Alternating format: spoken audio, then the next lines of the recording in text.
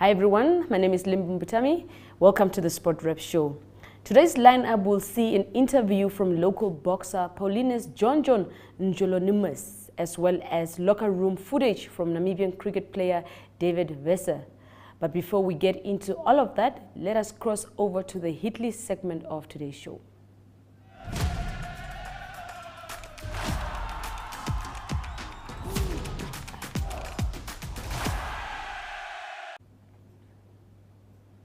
Six martial art fighters training out of the Sosa MMA studio in Windhoek are looking for sponsorship close to 500,000 to travel and compete in the 2023 International Mixed Martial Arts Federation World Championship in Serbia. The competition is set to take place from the 11th till the 18th of February. Athletics Namibia's coach, or rather athletics coach, local athletics coach, Hank Botha is banking on diligent preparation and good fortune to propel star sprinter Christine Boma to get her world-beating best. Arguably Namibia's preeminent athlete at the moment, Boma has a subdued 2022 due to injury and was unable to build on her brainstorming international breakthrough the year before. Now with that, let's take a short break and return with the Golden Oldies segment of today's show.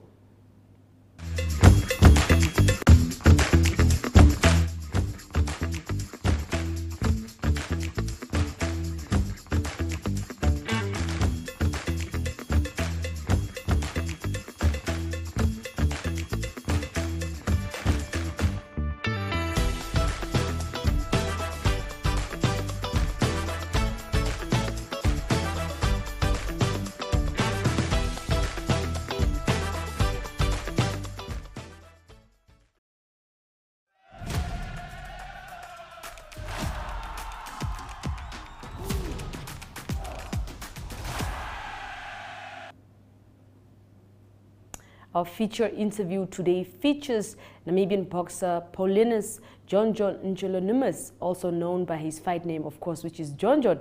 He is currently unbeaten as a professional boxer with a 15-0 record, of which he ended 13 by knockout. He takes us through his early days and the path which led him to being the current WBO Africa Super Middleweight title holder and ranked 7th in the world by the HBO. Sit back, relax, and enjoy this.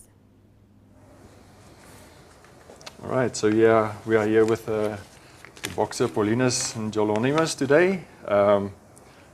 Welcome to the show, and so I was thinking of just starting off by asking you maybe to tell us a bit about where you're from and where you grew up in Namibia and how was it growing up? Okay, thank you. I think it's morning time. Morning, okay? Yes. Okay. About where I'm grew up, Mr. John is from Oshagati side, and in a small town called Oshkuku. It's where I came from. I grew up in the village called Undobo village. Is a small village. It's where I grew up. I grew up there, raised by my granny and my auntie also. So I went to school there. School is almost just next to the village. It's a combined school. It's where I went to school from grade 1 to 10 there. Yeah, I grew up there, that place, area.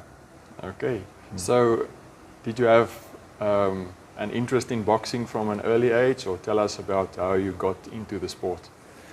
Yeah, I used to like boxing when I used to head. The first guy I used to head doing boxing and doing well is Harry Simon.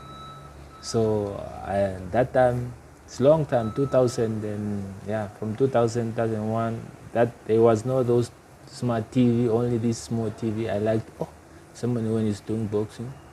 Then from there I started knowing, next Rambo Antindi, Hitman follow, Ambuda. Then I just started liking boxing like that. Then I started like fighting at school with, mostly with the big guys, because the guy with my age, like I used to beat them. I used to look maybe my height because I'm tall, just like that. Then the other guy of my cousin was here at Windhoek, this big guy, and he came home, when he used to come home at the village, he said he's doing boxing. Then he used to come with gloves. I used to steal them, then I take them to school. I say, oh, guys, don't do anything.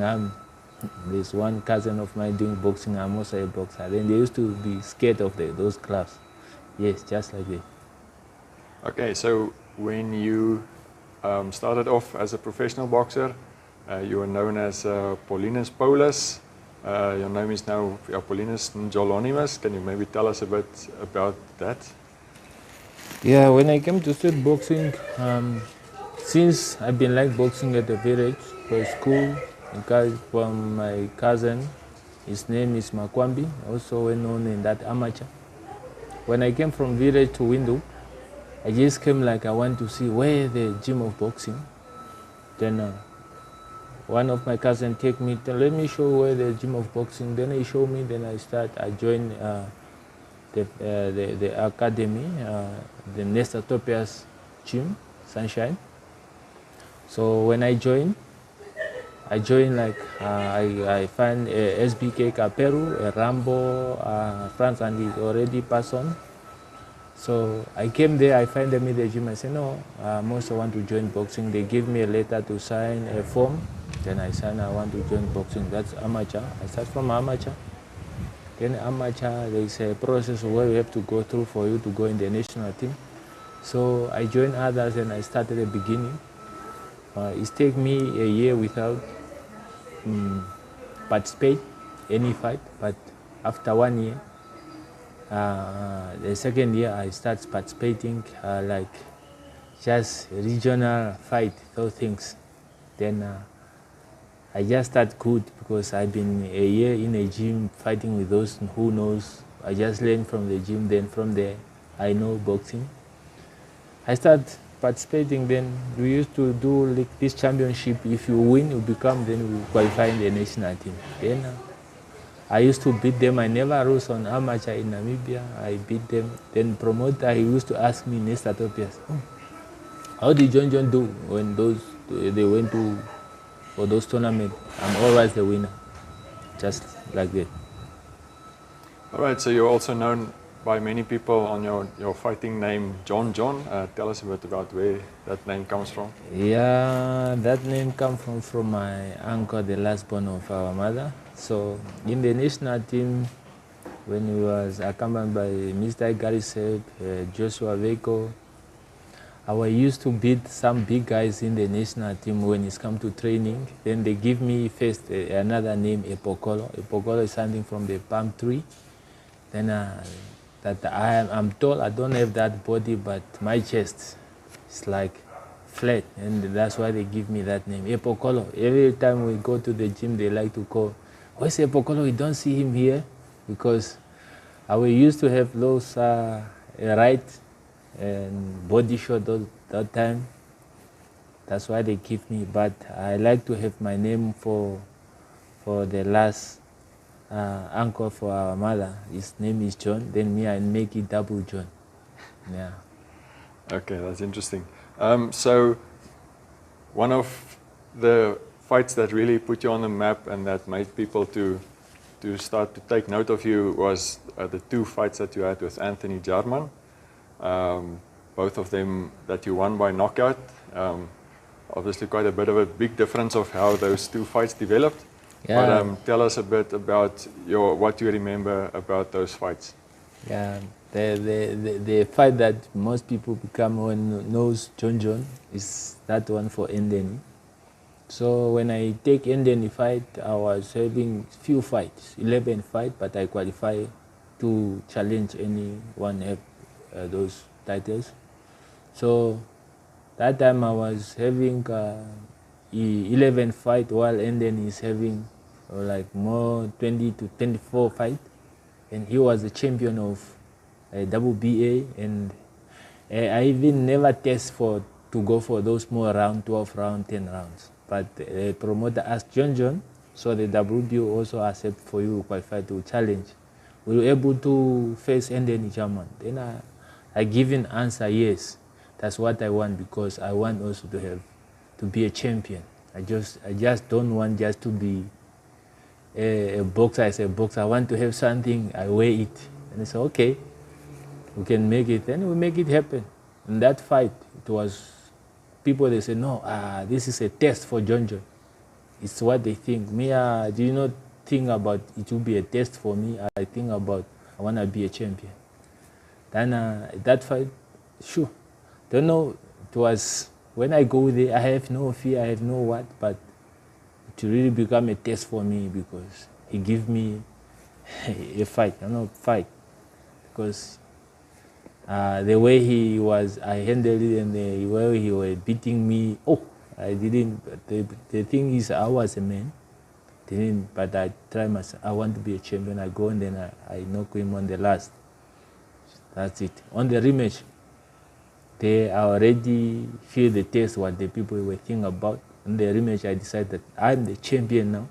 Let me go and prove, because that's a rematch. People, they were doubting, no, John, he was about to lose. Luckily, only win a knockout by Lucky. I said, okay, they say by Lucky, okay. Sunshine, from my promoter, let's do it. I go there with confidence. I didn't go with a long distance with him. Second round, we finished the work. That's it. So you've had 2 more fights since those, I think. Which would you say has been maybe your best performance in the ring, if you could say? Yeah, the other last 2 fights for where I start defending again my title, the WBO Africa, that one I have. It's like mature for anything can come up. I was just so, John, when you have something on you, people, the guys, they need it, that in my weight division.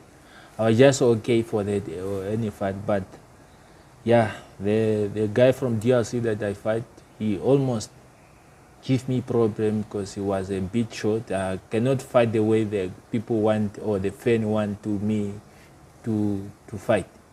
That's it.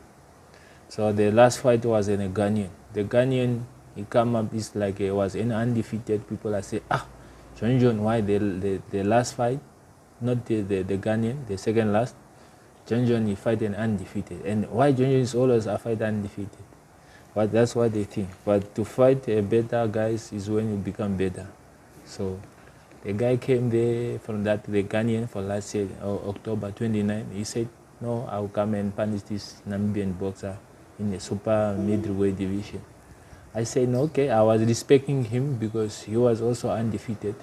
But I tell him, what you telling me, like you want to scale me, that's not an option. The thing is, the result only going to come out in the ring. What happened? He never see how did he go down.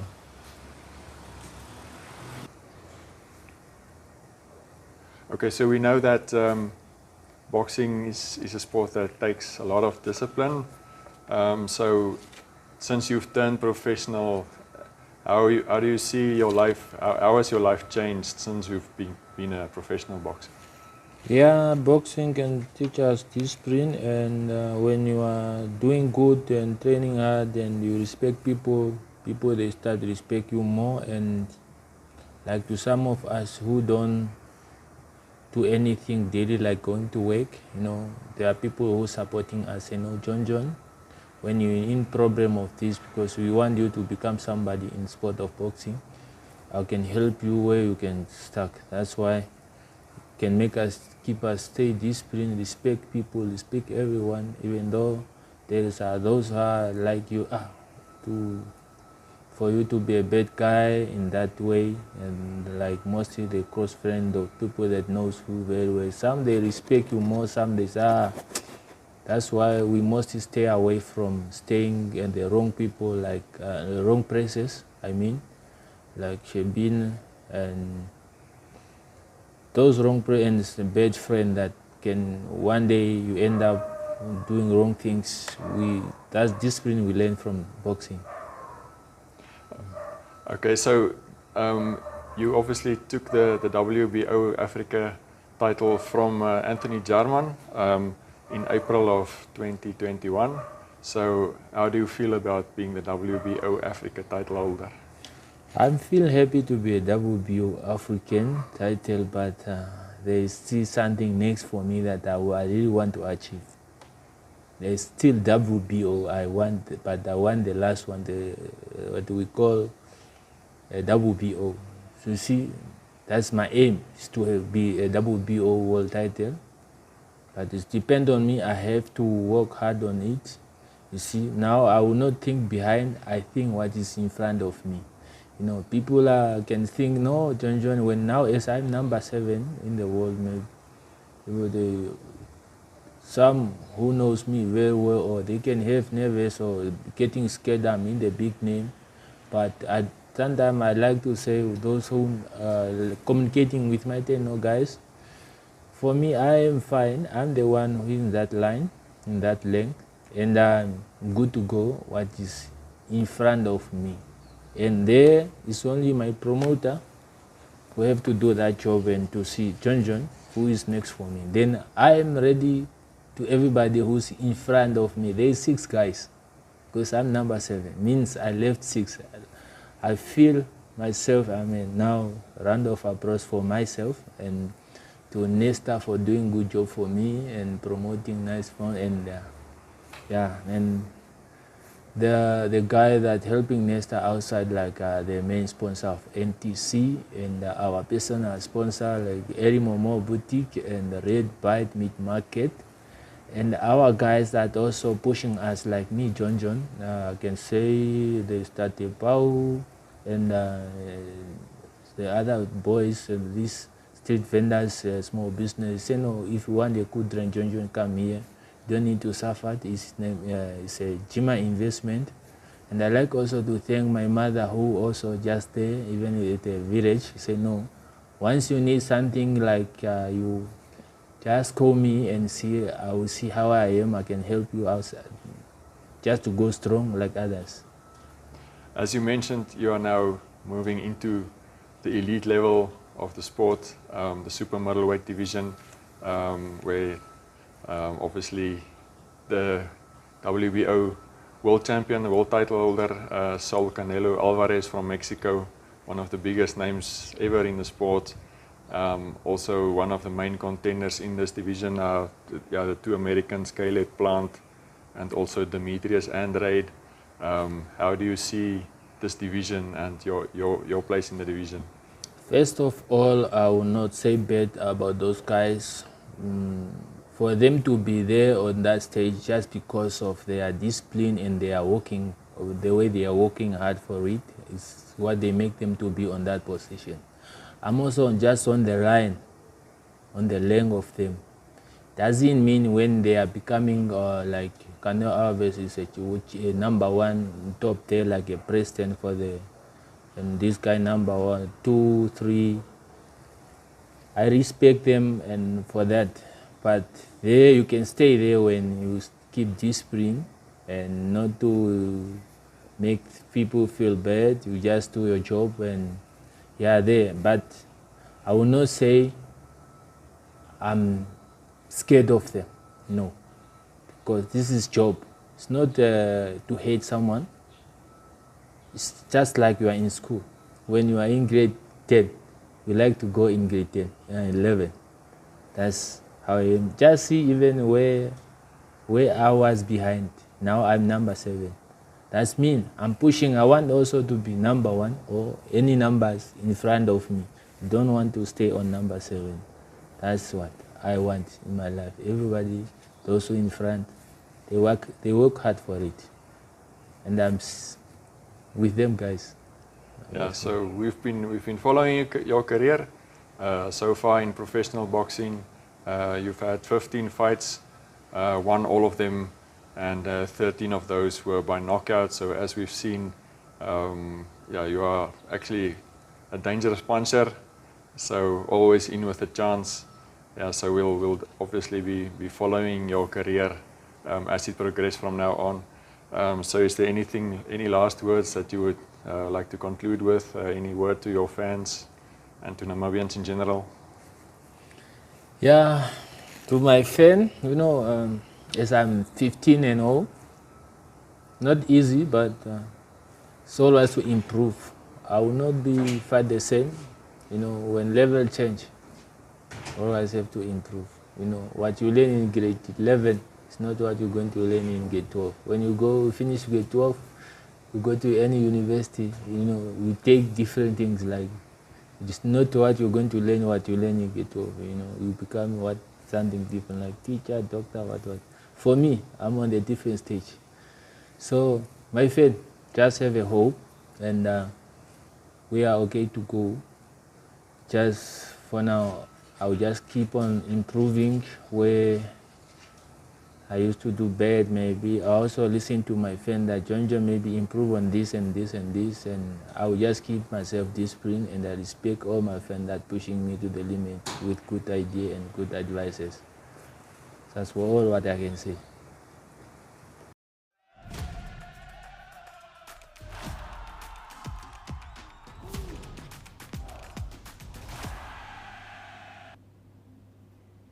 It was a successful night for the two Namibians in Monday's match in the International League T20 in Dubai. Now, Gerard Erasmus and David Wesser both contributed to the Gulf Giants' win by 6 wickets over in their capital. Now, the Capitals put up a good total of 182 for 8, and Gerard's batting at number 4 then scored 52 runs off only 28 balls for the Giants. The Namibian batsman hit 5 hours and 2 sixes in the decisive 107-run partnership with the team captain James Vince from England, who scored 83 not out. Now, the Giants have made a good start to the series, winning both their first 2 matches. After the match, Erasmus and Wesser had the following to say. Yeah, I think obviously just trying to get used to it in the first 5 or 10 balls or so.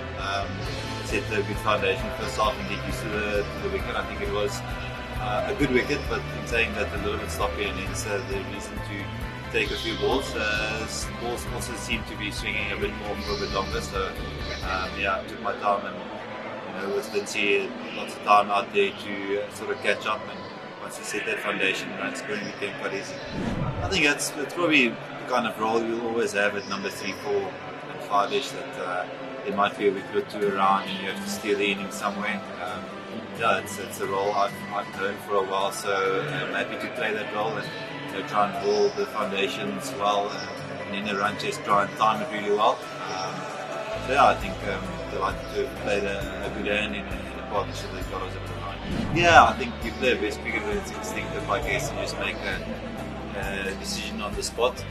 So that's what you try and do, try and set yourself sort of up for that in your innings to be able to go with the momentum and start playing really instinctively. And luckily that came off for me tonight, and scored a few. Yeah, great. That's what it's about, getting more wins for the Downy Golf Giants. Those are delighted, and we can continue, with this momentum through the tour. There's still a lot of games to come, so lots of points to pick up these games.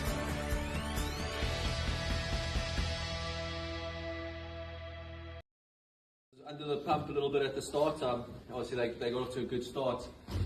I thought Greece again setting the tone with the ball was awesome, and then to be able to just hang in there when they got off to a flyer. Guys in the field were still taking the ball, still going in there. We didn't hang back or anything. Just to have that energy in the field just paid dividend towards the end. I think we had them 6 for 42 in the last 5 overs. Just to break that momentum thing was unbelievable. CJ, that 19th over was gun. He just went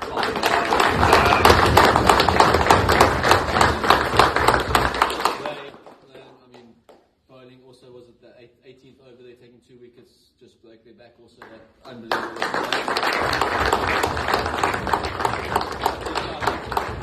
We all felt, walking off that field, we would have taken 180. I thought that was par score for them tonight. And then going into the batting again, the way you took them down there just to take a pressure off Vinci at the start was unbelievable little injection for us to win the partnership. And then I think when you're chasing 180, the template's always one guy gets a 70, 80 not out, and you have a big partnership. And partnership there with Merv, 107 off 60 balls. Fantastic knock. I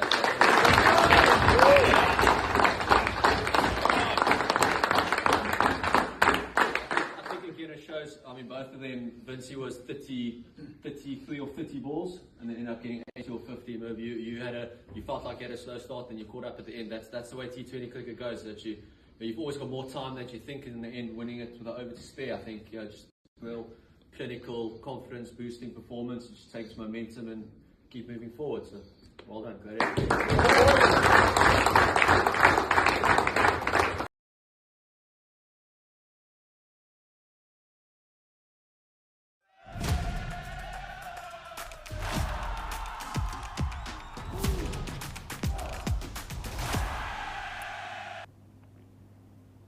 Ari Hougaard will now deliver international sports news, so don't move an inch. And then right after, we will conclude the show, so do make sure that you catch us again tomorrow for a fresh edition. Until then, it's goodbye. Good day everyone, time for international sports news, starting off with tennis news. Australian Open continuing in Melbourne, the first major of the tennis calendar for 2023. Exciting tennis already. Let's go to the men's draw first, and it is the result from the first round. It's Andy Murray of Great Britain. He's from Scotland. He beat the 13th seed Matteo Berrettini. Great result for Andy Murray, and he beat him in 5 sets, 6-3, 6-3, then 4-6, 6-7, and 7-6 in the 5th set.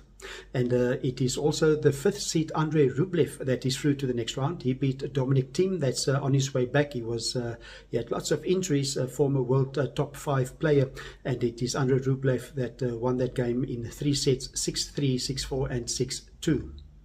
South African Lloyd Harris, a great result for him. He's into the second round of the tournament.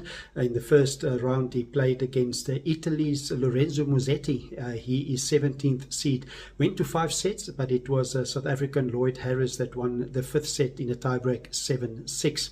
He will next play Martin Futsunix. He is from Hungary, and the Futsunix also unseeded player. On to the women's draw, and it is a 4th seed Caroline Garcia of France continuing a good form, and she's through to the second round. She beat Catherine Sebov of Canada by 6-3 and 6-love. Then an unseeded player to look out for is Gabine Muguruza. She's from Spain, and she beat Elise Mertens, the 26th seed, by 6-3, 6-7 and 6-1 in the third. It is Muguruza that won the 2016 French Open and the 2017 Wimbledon Open. She's a former world number 1. She's unseeded for the tournament, but definitely a player to look out for as the tournament progresses. Also unseeded player that is through that one can look out for is Leila Fernandez of Canada. She beat Elise Gourmet of France by 7-5, 6-2, and Leila Fernandez played in the 2021 US Open final. She lost to Emma Raducanu in that final. She is 21 years old and also a player to look out for, also unseeded in the tournament. And on to hockey news. It's the World Cup men's hockey tournament taking place in India, and a good result for Argentina. They had a 3-3 draw against Australia, but that keeps their quarterfinal hopes alive. And they, if they beat France on Friday, that is Argentina, well, the winner of that game between France and Argentina will go through to the quarterfinals. Australia play South Africa on Friday. If they win, they will also make sure of their place in the quarterfinals. South Africa out of contention. They lost their second game 2-1 against France, and they earlier also lost against Argentina. Also in Group C, a big result for the Netherlands. They beat New Zealand quite convincing by 4-0. And in Group D, it is still a tight contest between host India, also England and Spain, for 2 spots to go through to the quarterfinals. That will be determined mostly on Thursday. That is when England plays Spain and India play against Wales. Now continuing international sports news with cricket news, it is the Women's Under-19 World Cup that's taking place in South Africa between Potchefstroom and Benoni, and the results there is the host South Africa beating Scotland quite convincing by 44 runs. It is a 20 overs tournament, a T20 tournament. South Africa batting first, 112 for 7, and then bowled out Scotland for 68 runs. Australia quite a convincing win against the United States of America by 9 wickets. USA batting first, battling to score 64 runs, and Australia reaching the target 65 for only the loss of 1 wicket. Then also in the SA20 T20 International Series, quite a popular series that's taking place in South Africa. The recent game, Sunrisers Eastern Cape won their first game of the tournament. They lost their first 2 games. They played in Gqeberta, their hometown, the old Port Elizabeth, and they beat the MI Cape Town team, and they beat them by 4 wickets in the last over with 3 balls to spare. MI Cape Town, they batted first, 158 for the loss of 8 wickets with George Linder, a great knock of 63 runs off just 28 deliveries.